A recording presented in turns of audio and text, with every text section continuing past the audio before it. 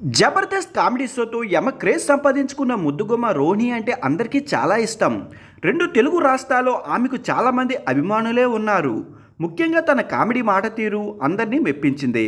ఆమె అతి తక్కువ కాలంలోనే టీం లీడర్గా కూడా మారారు. ఆ తరువాత సినిమాలు, వెబ్ సిరీస్లు కూడా చేస్తూ తన టాలెంట్ను ప్రూవ్ చేసుకుంటుంది. ముఖ్యంగా సేవ్ ది టైగర్లో పని మనిషిగా కనిపించి తెగ అలరించింది. ఇటీవలే హనుమాన్, భీమా సినిమాల్లో కనిపించి మెస్మరైజ్ చేసింది. అయితే తాజాగా ఒక షోలో పాల్గొన్న ఆమె తన పర్సనల్ లైఫ్ గురించి షాకింగ్ కామెంట్స్ చేసింది. ముఖ్యంగా తన జీవితాన్ని ఒక వ్యక్తి నాశనం చేశాడని, తనకు ఉపాధి కూడా లేకుండా చేశాడని, అతడే తనకు పెళ్లి చేసుకోవాలని, అప్పుడే తన జీవితం బాగుపడుతుందని కూడా వివరించింది. అయితే రోహిణికి మద్దతుగా యాంకర్ రష్మి కూడా నిలిచింది. అంతేకాదు హీరోయిన్ ఇంద్రజ కూడా అండగా ఉంటానని చెప్పుకొచ్చింది. అయితే రోహిణి జీవితాన్ని నాశనం చేసిన వ్యక్తి ఎవరో కాదు, అతడు కూడా ఒక కమెడియనే. తాజాగా వచ్చిన శ్రీదేవి డ్రామా కంపెనీ షోలో ఈ తతంగమంతా జరిగింది.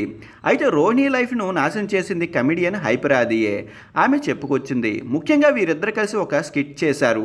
అందులో బుగ్గలు, ఐస్ క్రీంలు అమ్ముకునే మహిళగా రోహిణి కనిపించింది. అలా చిన్నపిల్లల వద్ద అన్నీ అమ్ముకుంటూ ఆమె కామెడీ చేయగా హైపరాది తిట్టినట్టు పంచులు వేశాడు.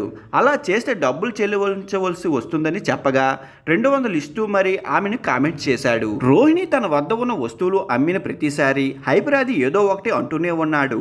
ఇలా అతడు తన పొట్టపై కొట్టాడని, తనను ఏమీ అమ్ముకోనివ్వట్లేదని చెప్పుకొచ్చింది.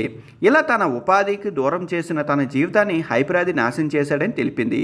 అతడు తనను పెళ్లి చేసుకోవాలని, తన జీవితం బాగు చేయాలని కోరింది. ఆమెకు అండగా రష్మితో పాటు ఇంద్రజ కూడా రోహిణికి అండగా నిలిచారు. నీకు సాయం చేస్తానని, ఆది నిన్ను పెళ్లి చేసుకునేలా చేస్తానని చెప్పింది.